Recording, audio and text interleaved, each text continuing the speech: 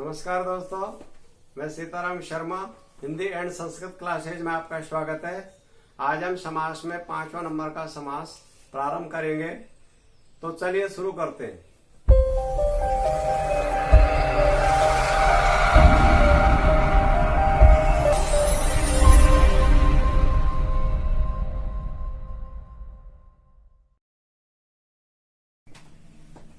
दोस्तों, आज हम 5वां नंबर का समास प्रारंभ करते हैं। 5वां नंबर का समास होता है द्विगु समास। हमेशा द्विगु समास वहां पर होता है जिसमें प्रथम पद होता है वो संख्यावाचक होता है और दूसरा पद होता है वो प्रधान होता है। पहली वाली संख्या होती है और इसमें हमेशा विग्रह करते हैं, तभी या तो समूह का प्रयोग किया जाता है या समाहार का प्रयोग किया जाता है। यहाँ पर लिख दिया जिसमें प्रथम पद संख्यावाचक हो और दूसरा पद क्या हो, प्रधान हो, एवं ये किसी समूह का बोध कराता है। और विग्रह करने पर हमेशा या तो समूह का प्रयोग या समाहार का प्रयोग। समूह और समाहार का समझ लीजिए।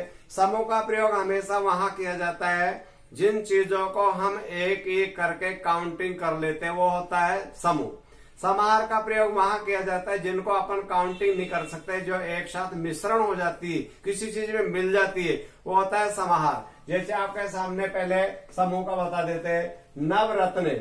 यहाँ पर नव तक क्या होगी, संख्या होगी। प्रथम पद क्या है, नव। प्रथम पद क्या है, संख्या है नव, यानी 9 रत्नों का समूह। क्योंकि 9 रत्नों को हम एक एक करके आसानी से गिन सकते हैं, इसलिए इसका होगा 9 रत्नों का समूह। यहाँ पर अगर त्रिफला, त्रि तो क्या होगा, संख्या है, प्रथम पद है, और फल क्या हो गया, प्रधान शब्द है। दूसरा पद क्या होता है, प्रधान शब्द। इधर हो गया रत्न प्रधान है, यहाँ फल है। अब 3 फलों का समाहार, क्यों, जो यानी फल होते हैं वह सूखने के बाद उसको कूट लेते, मिश्रण कर लेते, जो उनका मिला हुआ अलग नहीं कर सकते, वहां पर हमेशा समाहार का प्रयोग किया जाता है।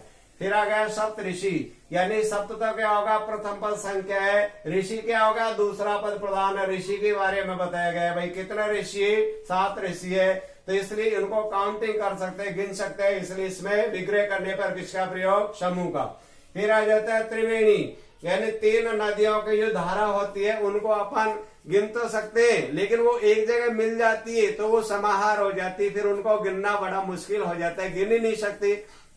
तो इसलिए जहां पर जो चीज मिश्रण हो जाती है वहां हमेशा समाहार का प्रयोग करेंगे। 3 वेणियों का समाहार, 3 जो संगम मिल जाते हैं उनका जल एक साथ मिल जाता है, वो होता है समाहार।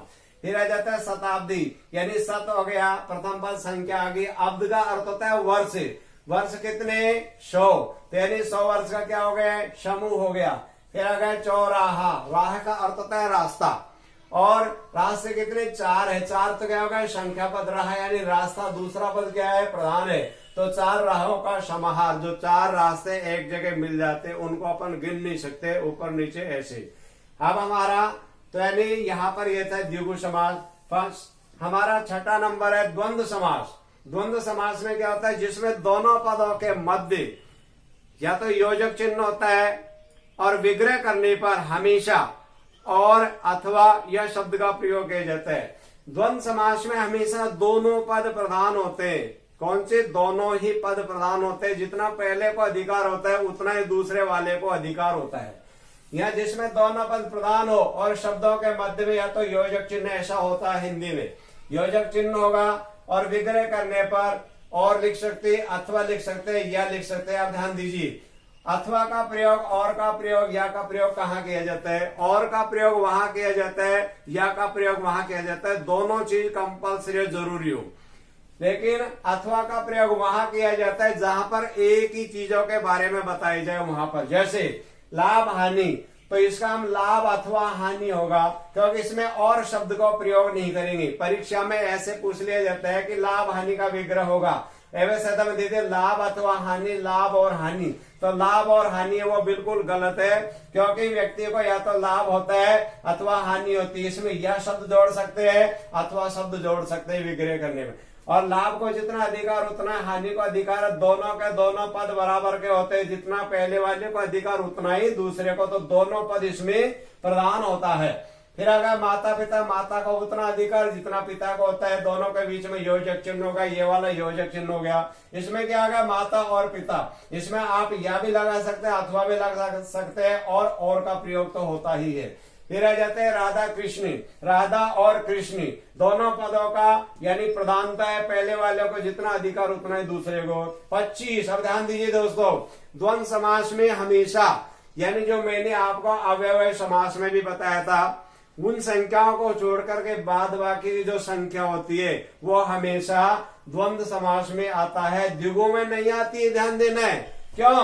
25 द्विगु में तो क्या होता है, पहला पद संख्या होता है, दूसरा पद प्रधान होता है, लेकिन यहाँ पर दूसरा पद तो कोई है ही नहीं। यहाँ पर जितने को 20 को अधिकार है उतना ही 5 को अधिकार है, 20 के बिना 5 बेकार है, 5 के बिना 20 बेकार है, इसलिए इसका विग्रह करेंगे 20 और 5 करेंगे। ठीक है, क्योंकि दोनों का दोनों पद बराबर कहता है, प्रधान होता है, 20 भी है और 5 भी है। फिर आ जाता है कंद मूल फल, देखो ये भी योजक है ये भी योजक है, तो इसका विग्रह हो जाए कंद और मूल और फल। धर्म धर्म, धर्म और अधर्म, धर्म को जितना अधिकार होता है उतना ही अधर्म को होता है। इसमें विग्रह करने पर हमेशा और अथवा यह शब्द लिख दो और ऐसे पूछ लिया जाता है द्वंद्व समास में कौन सा पद प्रधान होता है, दोनों पद प्रधान होते हैं। फिर हमारा अब यहाँ पर देखो जलोष्मा, तो इसका होगा जल और ऊष्मा, क्योंकि दोनों जल को उतना अधिकार जितना है ऊष्मा को अधिकार है। अब जो कंपटीशन के एग्जाम होते हैं उसमें कैसे क्वेश्चन पूछे जाते हैं, ऐसा कौन सा शब्द है जिसमें संधि एवं समास है, यानी कुछ शब्द ऐसे होते हैं जिसमें संधि भी होते और समास भी होते, तो उनको अपन को ध्यान देना है। आपके सामने प्रश्न दिखाई दे रहा होगा, ऐसा कौन सा शब्द है जिसमें संधि एवं समास है। इसमें है लाभ हानि, तो देखो लाभ हानि है, इसमें इसका विच्छेद नहीं हो सकता, इसमें समास तो है। राधा कृष्ण, इसमें भी समास तो है क्योंकि विच्छेद नहीं हो सकता। राजमाता, इसका भी विच्छेद नहीं हो सकता। और जलोष्मा, तो इसका विच्छेद क्या हो जाएगा, जले और प्लस ऊष्मा, इसका मतलब हो गया। अब जलोष्मा देखो आपके सामने समास भी है, द्वंद्व समास है, और इसमें विच्छेद भी होगा जले और प्लस ऊष्मा। ठीक है दोस्तों, तो कुछ प्रश्न ऐसे होते इस प्रकार से देख ले।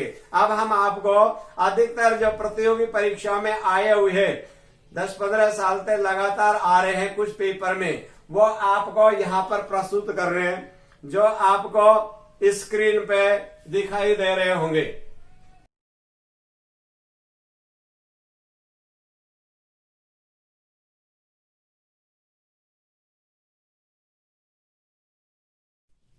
दोस्तों, अगर आपको ये वीडियो अच्छी लगे तो लाइक करें तथा हमारे चैनल को सब्सक्राइब करें, और इस टॉपिक में आपको किसी भी प्रकार की कोई प्रॉब्लम हो तो आप हमें कमेंट करके अवश्य बताएं।